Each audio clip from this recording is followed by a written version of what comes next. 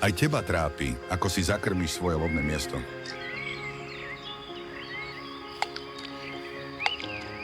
Skúšaš rôzne techniky?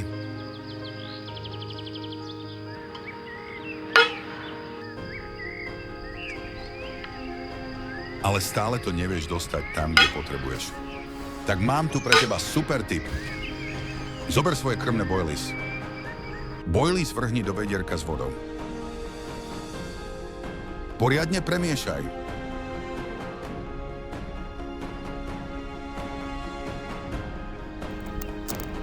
A je to tu?